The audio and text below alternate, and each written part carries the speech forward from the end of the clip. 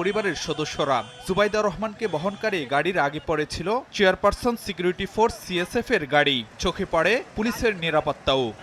Max দেশের সবচেয়ে শক্তিশালী 52.5 এন গ্রেডের পিসিসি সিমেন্ট। বিমানবন্দর পেরিয়ে খিলক্ষেত কুড়িল ফ্লাইওভার হয়ে বসুন্ধরা আবাসিক এলাকায় প্রবেশ করে গাড়িবহর। বেলা 11:53 দিকে রাজধানীর এভারকেয়ার হাসপাতালে পৌঁছান ডাক্তার জুবাইদা রহমান।